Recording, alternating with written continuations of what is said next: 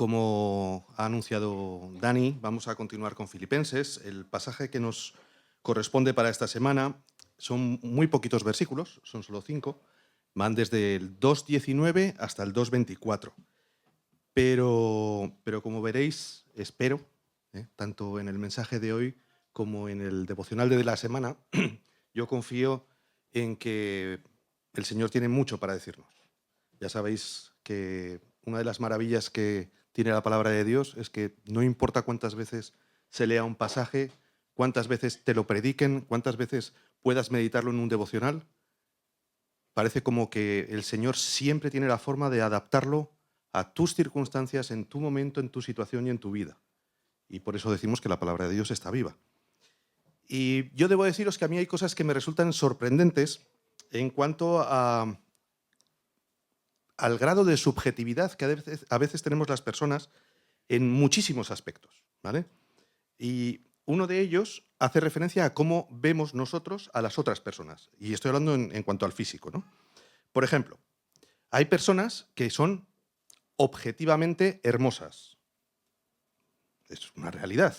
Hay personas que objetivamente, académicamente, puedes decir, son personas hermosas, pero que pueden resultar atractivas para unos y para otros no.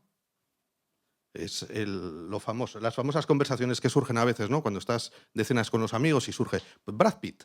Pues Brad Pitt, nadie dirá que es un hombre feo, porque es evidente que es un hombre hermoso. Pero cuando surge el nombre Brad Pitt, pues hay gente en el grupo que dice, ah, sí, a mí me parece guapísimo, y hay gente que dice, pues a mí no me termina de convencer.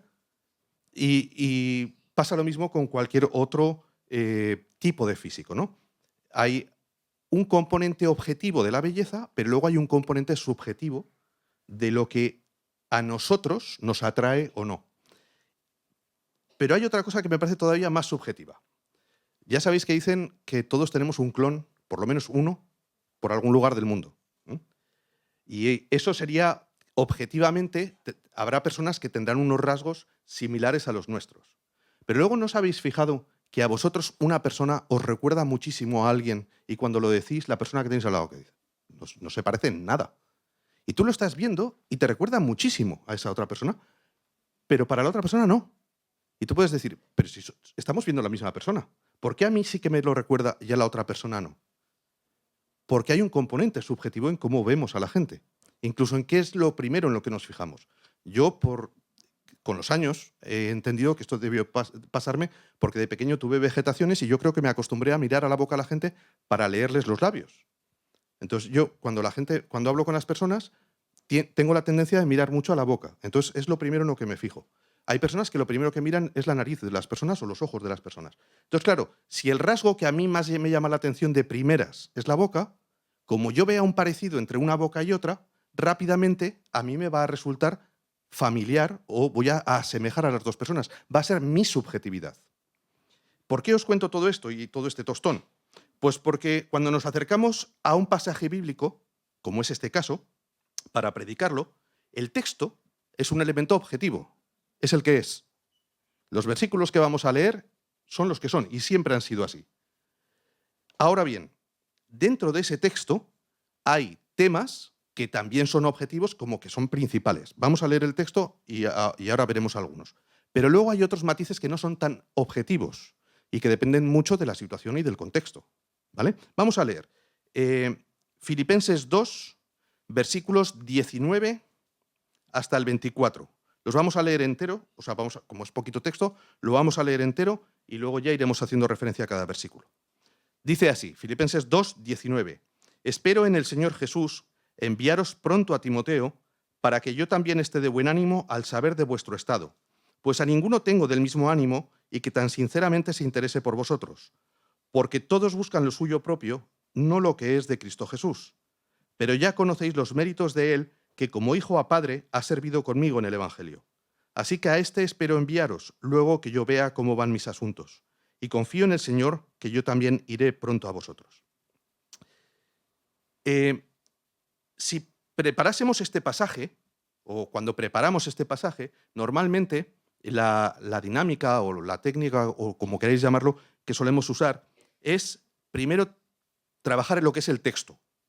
Es decir, leemos el texto varias veces, intentamos entender, sobre todo nuestra principal función en esta primera etapa de trabajo es intentar ponernos en la situación del predicador, de quien lo escribió en su momento, y de la audiencia. ¿Vale? Este texto originalmente no fue escrito para nosotros, fue escrito por Pablo, era una carta para los creyentes que vivían en Filipos, ¿cierto? Y estamos hablando del siglo I.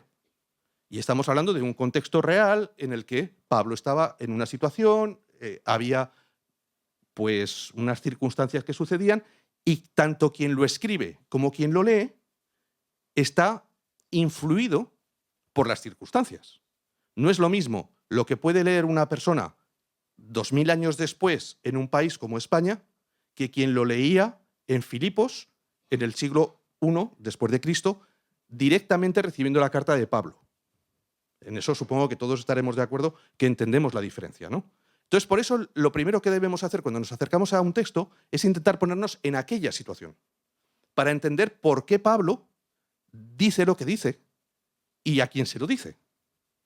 Intentar entender también que las cosas nosotros las recibimos como si fuera un libro, pero no es una novela, es un libro real. Es un libro de cosas que sucedían de verdad y que estaban también condicionadas por factores que tenían, por decirlo así, tenían mucha influencia en el texto, pero nosotros no los conocemos. Por ejemplo, ¿alguien podría poner las manos en el fuego de cuál era la enfermedad de Pablo? No. Podemos suponer, pero no no lo sabemos a ciencia cierta. ¿Alguien podría poner las manos en el fuego de que Pablo llegó a visitar España cuando fue liberado entre el penúltimo y el último encarcelamiento? No, suponemos, pero hay determinadas cosas que no llegamos a saber. ¿Cuál era la enfermedad de Epafrodito, de la que se menciona en Filipenses? No lo sabemos. Sabemos que estuvo a punto de morir, pero nada más. Y no le quiero hacer spoiler a Germán, aunque algo de Epafrodito sí que mencionaremos. Entonces, en esta parte que nosotros trabajamos el texto por decirlo así, nos ponemos en el punto de vista del autor, no podemos inventar o no debemos inventar, pero sí debemos intentar echar mano un poquito de la imaginación, de una imaginación realista, ¿de acuerdo? Es decir, yo, por ejemplo, con una de las epístolas con la que, por decirlo así, más fácil me resulta, pero al mismo tiempo más difícil porque emocionalmente lleva mucha más carga, segunda de Timoteo, ¿no?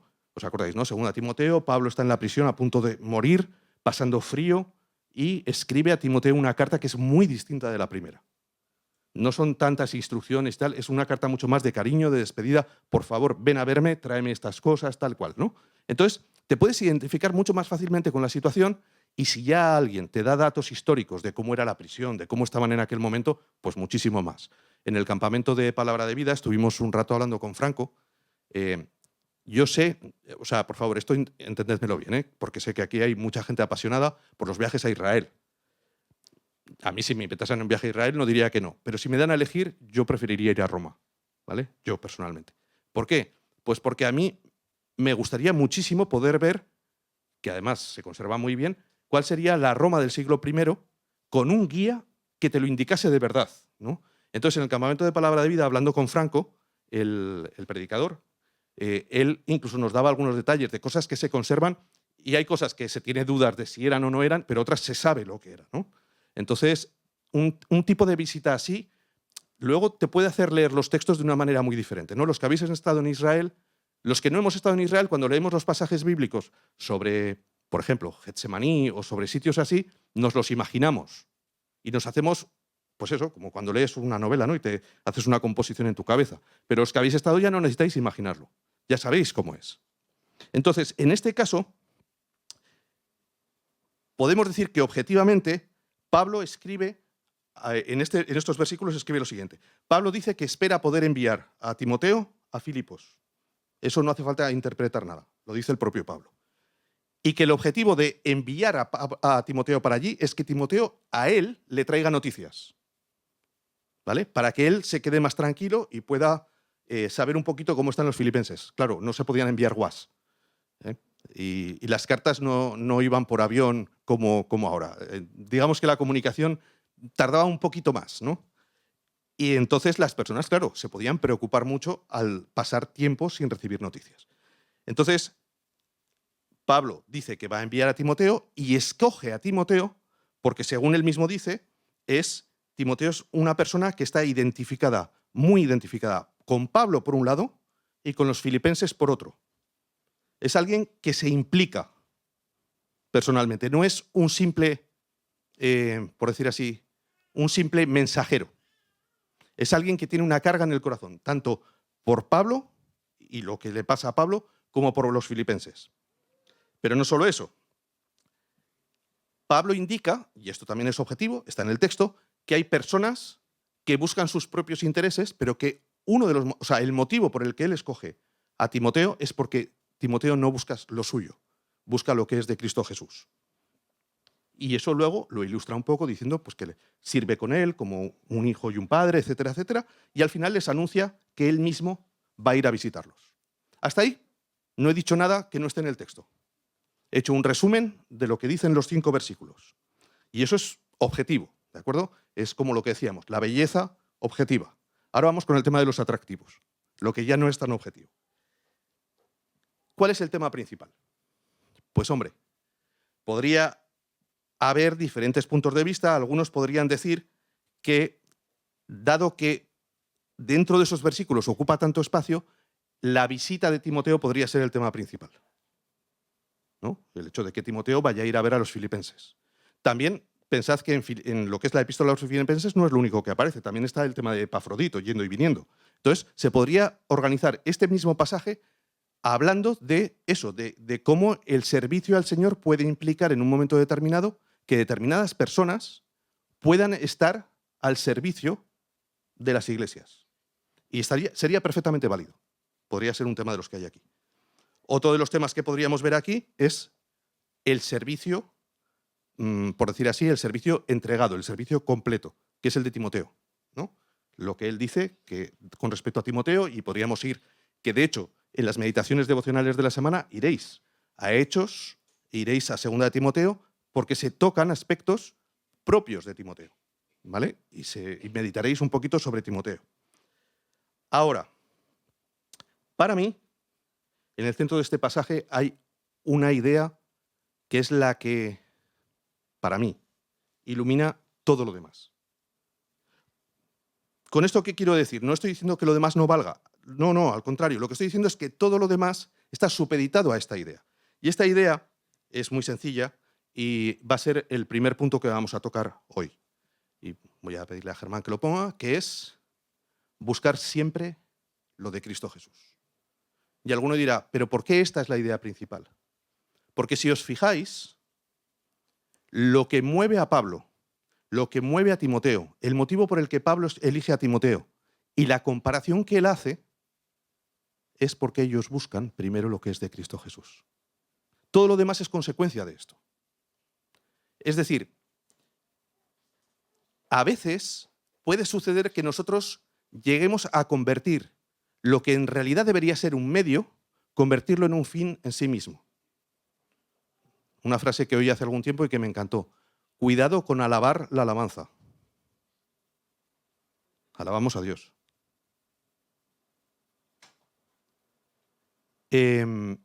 A veces podemos perder de vista que lo que hacemos ministerialmente, ¿vale? En la iglesia, sirviendo en determinadas áreas y tal, podemos llegar a pensar que eso es un fin en sí mismo. Y no lo es. Nuestro fin siempre va a ser buscar lo de Cristo Jesús. Esto es lo que dice Pablo aquí. Ahora, cuando pensamos en buscar lo de Cristo Jesús, a mí personalmente, luego me vienen más, pero de primeras, en cuanto pienso en esta idea, me vienen 2 versículos. Y supongo que a muchos de vosotros os habrán venido también. Para mí, el primero, el que más me viene, este no lo vamos a poner porque lo sabéis, es Mateo 6:33, buscad primeramente el reino de Dios, ¿no? Buscad en primer lugar el reino de Dios, que todo lo demás ya os será añadido. ¿De acuerdo? Y en este caso, el Señor Jesús está hablando del aspecto de la preocupación por lo material. No está diciendo que no trabajemos, pero está diciendo que el trabajo no se convierta en un fin en sí mismo. No viváis para trabajar. Debéis trabajar para sustentaros, pero no os preocupéis por el trabajo, preocuparos por el reino. Si tenéis un trabajo, no es para ganar dinero, es porque yo quiero que seáis mis siervos en y a través de ese trabajo. Tú estás en donde estás trabajando, o deberías, si eres creyente, porque entiendes que Dios te ha puesto ahí. Y te ha puesto ahí por diversos motivos. Te ha puesto ahí para que seas luz en medio de ese ambiente en el que estás y para que con los recursos financieros que Él te da puedas servirle también. Pero muchas veces el día a día, la rutina y tantas cosas hacen que nosotros perdamos de vista el objetivo y nos quedemos con lo que es en sí un medio. Y ministerialmente también nos puede pasar. El otro versículo que a mí me vino a la mente en cuanto pensé en este tema de buscar lo de que es de Cristo Jesús es Lucas 11:9, buscad y hallaréis, dentro de, ya sabéis, un versículo que es más amplio, ¿no? Pedid y se os dará, llamad y se os abrirá, buscad y hallaréis. Si hiciéramos un estudio sobre buscar, que no es el caso, ¿vale? Una cosa que no debemos hacer es, cuando tenemos un pasaje, usar una palabra o un versículo solamente, sacarlo totalmente del contexto y por mucho que el versículo esté bien y que todo lo que enseñes, olvidarte de todo lo que está en este pasaje para dar un estudio sobre buscar al Señor. No es el caso. Este texto no está diciendo eso, ¿vale? Hay montones de textos en el Antiguo Testamento sobre buscar el rostro del Señor, busca al Señor de por la mañana, de tu rostro buscaré. Y todo eso es verdad, es cierto, es la palabra de Dios y hace referencia a nuestra vida de relación con Dios. Sobre todo, por ejemplo, podríamos hacer un estudio sobre el devocional, ¿verdad? Además, en el Antiguo Testamento hay muchísimas promesas de que quien busca a Dios lo haya, porque Dios se deja encontrar. Y eso es una realidad, pero no es el tema de este versículo. Este versículo no está hablando de ese tipo de búsqueda de Dios. No está diciéndote, busca a Dios por la mañana. No está diciendo, mejora tu relación con Dios. Eso es una verdad, pero es otra verdad. Lo que este texto está hablando es de lo que podríamos leer en Colosenses 3:1. Este sí que voy a pedir que lo pongáis. Colosenses 3:1. Dice así: si pues habéis resucitado con Cristo, buscad las cosas de arriba, donde está Cristo sentado a la diestra de Dios. Que sepáis que versículos como estos son los que a mí me convencen de que Pablo era aragonés. Porque solamente los aragoneses usamos el pues así. ¿Sí o no? Tengo a mi bando maño lo tengo por allí, ¿sí o no? O sea, pasa pues, esto es nuestro. Este sí que es la misma referencia de buscar que tiene el pasaje de Filipenses. Buscar las cosas de arriba, buscad el reino de Dios, buscad lo que es de Cristo.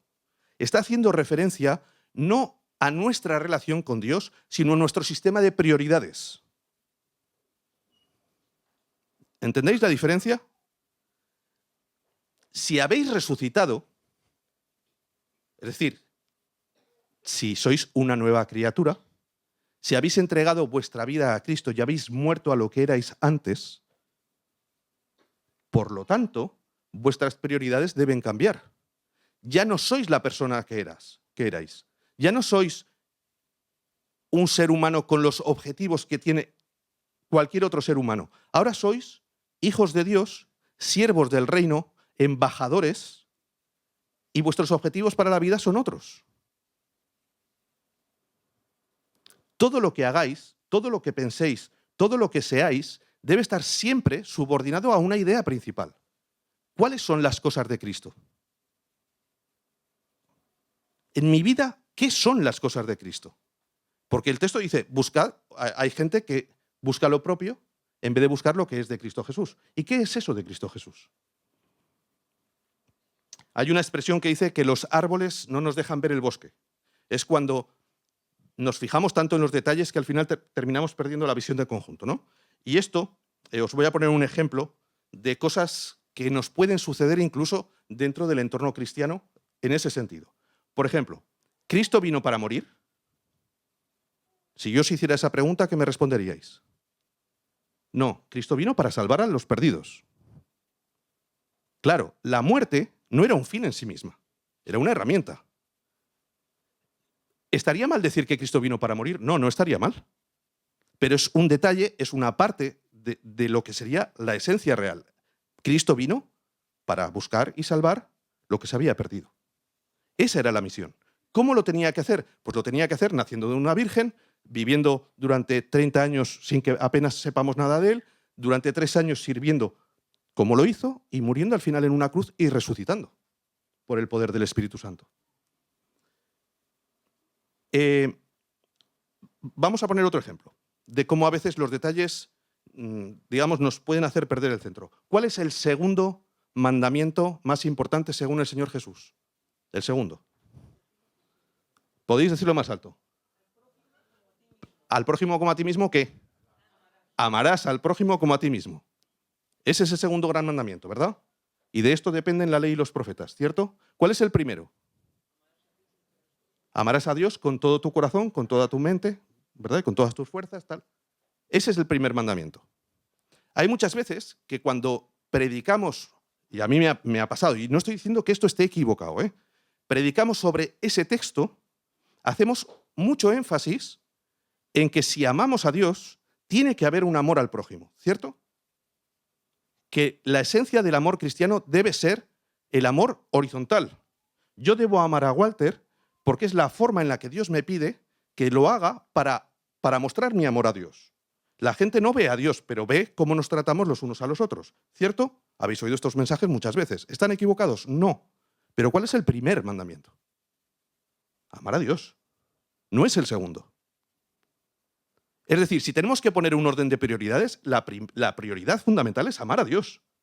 La consecuencia es el segundo mandamiento, que es amar al prójimo. Pero no podemos invertirlo y poner el amor al prójimo por encima del amor a Dios.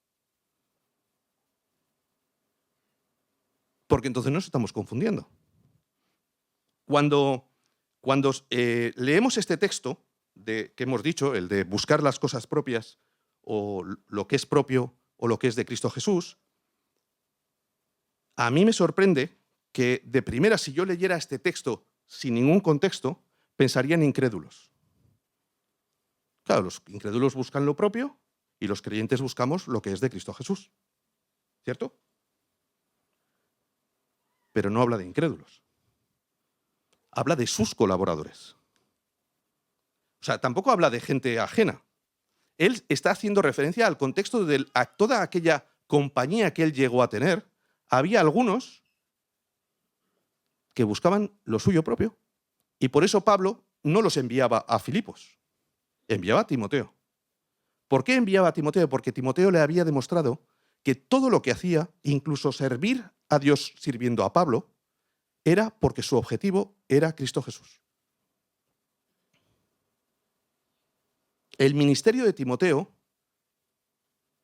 fuera el que fuera en cada momento porque cambió y siempre sometido a las instrucciones que le daba Pablo, no perdía de vista el foco de que quien realmente estaba en el centro, a quien él servía, era el Señor Jesús.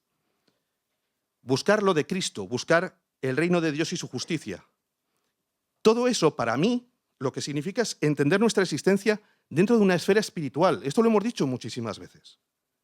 Entender que vivimos un contexto en el cual nuestros sentidos, por decir así, terrenales, físicos, nos permiten ver una realidad, pero que hay otra realidad espiritual a nuestro alrededor que realmente es la que gobierna y que realmente es la importante. Que cuando esta semana han pasado las cosas tan duras que han pasado en algunas familias de nuestra iglesia, hay lucha espiritual. Y hay pruebas. Que cuando alguien se te opone, que cuando alguien realmente te parece la persona más injusta del mundo, que cuando pensamos, ahora por ejemplo, quizá una de las personas más odiadas en el mundo sea Putin. Pero Putin es sangre y carne, y yo no tengo lucha contra sangre y carne. Putin es una persona que necesita del amor de Dios, que necesita conocer la salvación de Cristo. Y yo debería amarlo porque es lo que el Señor me dice que haga. Si yo no amo a Putin, ¿cómo puedo pedir que Dios me ame a mí? Entonces, muchas veces llegamos a contagiarnos de tal manera, o a restringir nuestra perspectiva solo por lo que vemos, solo por lo que sentimos aquí en este mundo, que nos olvidamos de toda la esfera espiritual que hay por detrás. Y entonces perdemos de vista lo que es de Cristo. Y ya no buscamos lo que es de Cristo.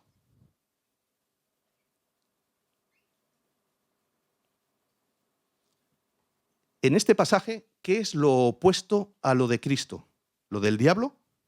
No. ¿Qué es? Lo propio. Fijaos, ¿eh? Yo recuerdo hace fácil, 15 años, puede que incluso un poquito más. Aún estábamos en Brasil y hubo un predicador que dijo lo siguiente, dice, los cristianos en todo el mundo están muy preocupados por el Islam, pero el peor enemigo del cristianismo no es el Islam, es el ateísmo. Y hoy, 15 o 20 años después, podemos decir que es la realidad. Lo que está apagando la fe de las personas no son otras creencias, es la no creencia.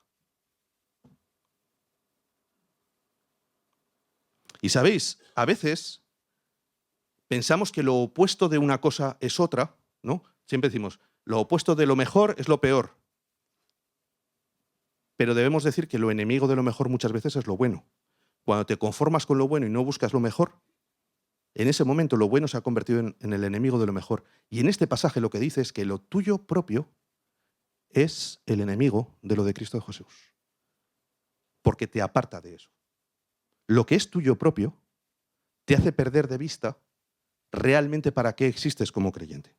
Y por eso pasamos al segundo punto, que es lo propio versus o contra lo que es de Cristo Jesús. Si él se refería a personas que eran creyentes, yo os hago una pregunta ahora. ¿Es posible que nosotros como creyentes busquemos lo propio antes que lo que es de Cristo Jesús?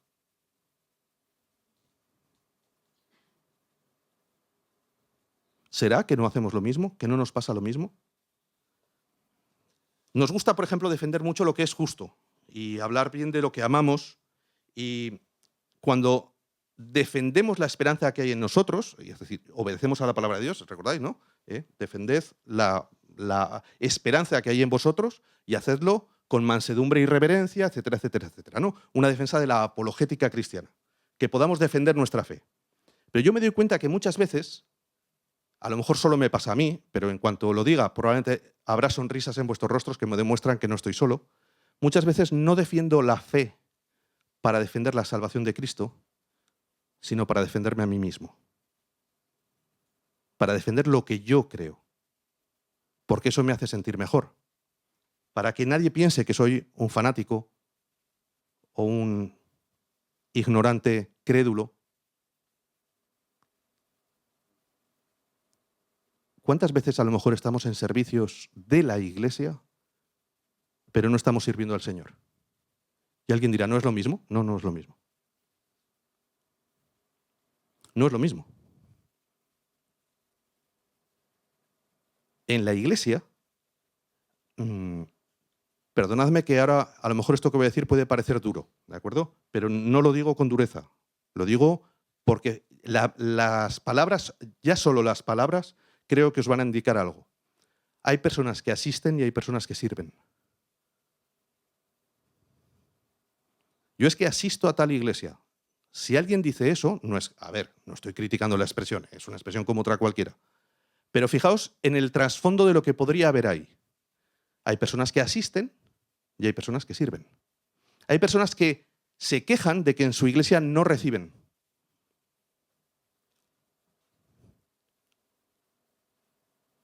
Cuando a la iglesia no venimos a recibir, venimos a entregarnos. Y cuando digo a la iglesia no me estoy refiriendo al local, porque la iglesia no es esto, la iglesia somos nosotros.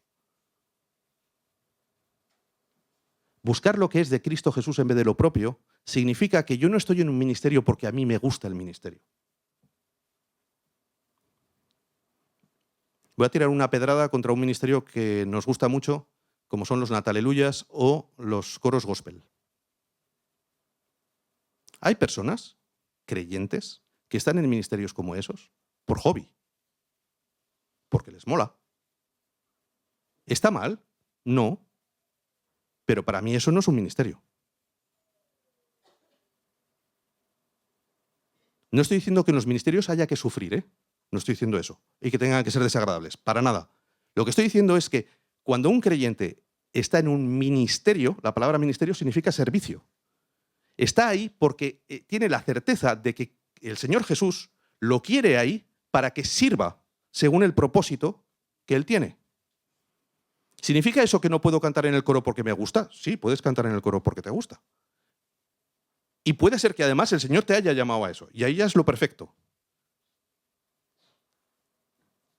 Pero hay personas que buscan lo suyo propio y que solamente sirven, y lo pongo entre comillas, en aquello que les gusta.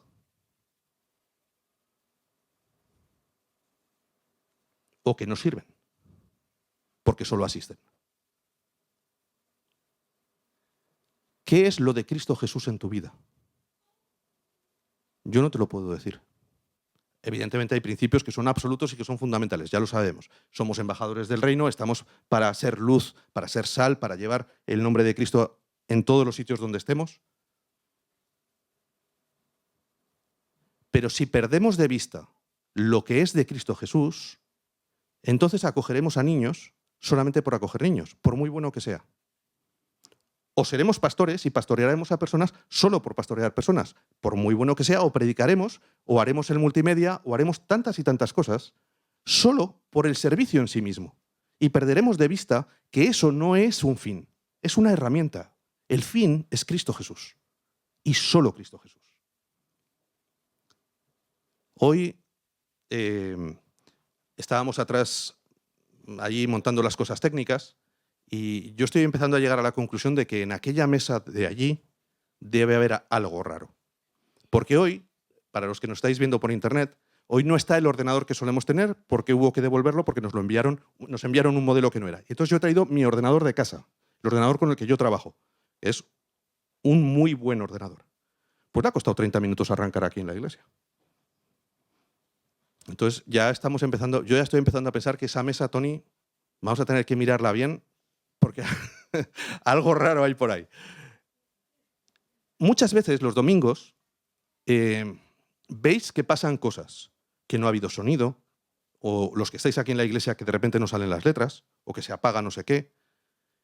Muchos domingos hemos probado todo antes de empezar y funcionaba todo perfectamente. Y es empezar el culto y fallar.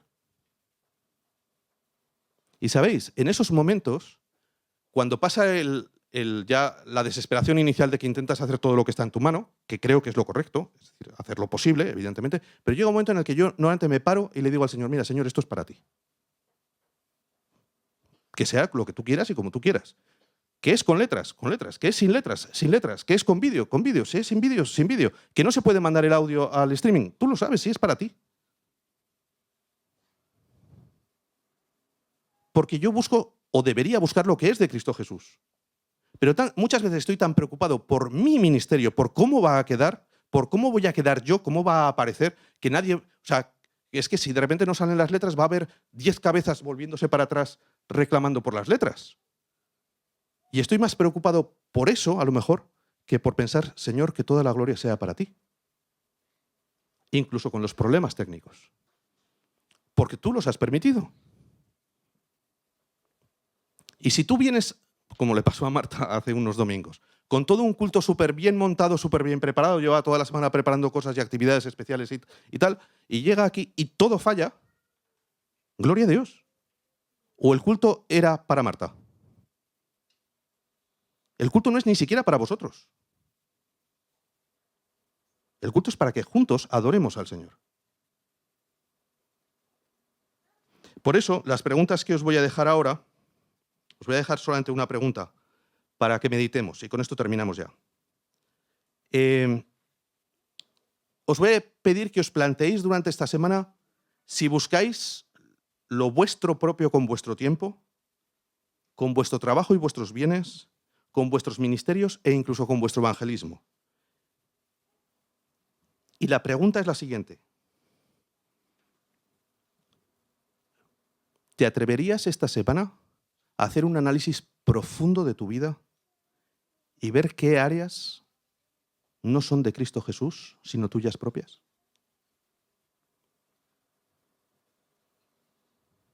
Solamente te pido eso.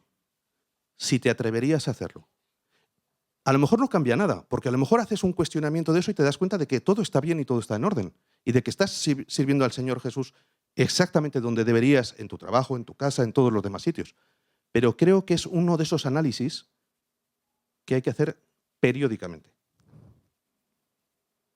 Periódicamente deberíamos pararnos, deberíamos analizar todo lo que estamos haciendo para el Señor. Es decir, ¿lo estoy haciendo para el Señor de verdad? ¿Estoy donde el Señor quiere que esté? ¿Estoy sirviendo a Cristo Jesús? ¿O ha habido alguna cosa en la que por el camino he perdido esa perspectiva? Y que entonces reconduzcamos lo que deba ser reconducido. Recordad, no por ser creyente, todo lo que hacemos es para Cristo Jesús. Podemos estar buscando lo nuestro propio. ¿Ok? ¿Es un desafío que aceptáis? Amén.